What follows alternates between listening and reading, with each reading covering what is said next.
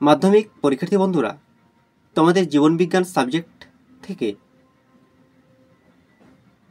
চতুর্থ অধ্যায়ের সম্ভাব্য কিছু প্রশ্ন বাছাই করা হয়েছে এবছরের সাজেশন হিসেবে।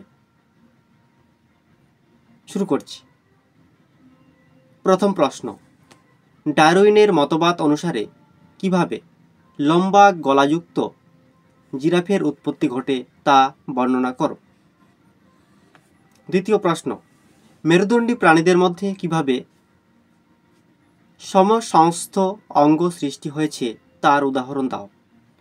মানুষে একাধিক নিষ্ক্রিয় অঙ্গের পরিস্থিতি কি তাৎপর্য বহন করে তা ব্যাখ্যা করো।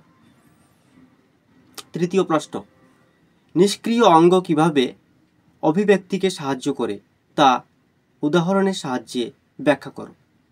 একটি বনে বাঘের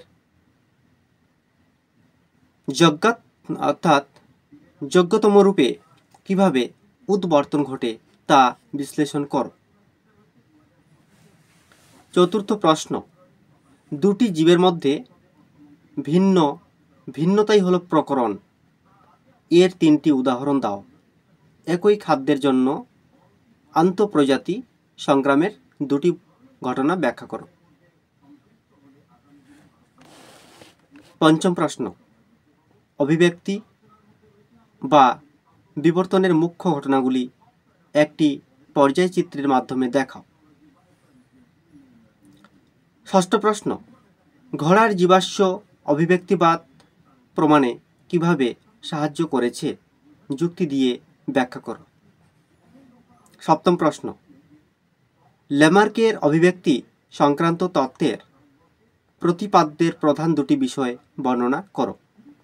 মৌমাছিরা কিভাবে নিজেদের মধ্যে বার্তা আদান প্রদান করে। অষ্টম প্রশ্ন, প্রকরণ সৃষ্টির কারণগুলি উল্লেখ করো।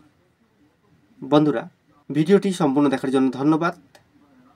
এখনও যদি চ্যানেলটি সাবস্ক্রাইব করে না থাকো তাহলে অবশ্যই চ্যানেলটি সাবস্ক্রাইব করে আমাদের সাথে থাকবে এই ধরনের ভিডিওগুলো পাওয়ার জন্য, আর নিজের মূল্যবান মতামত কমেন্ট বক্সে জানাবে।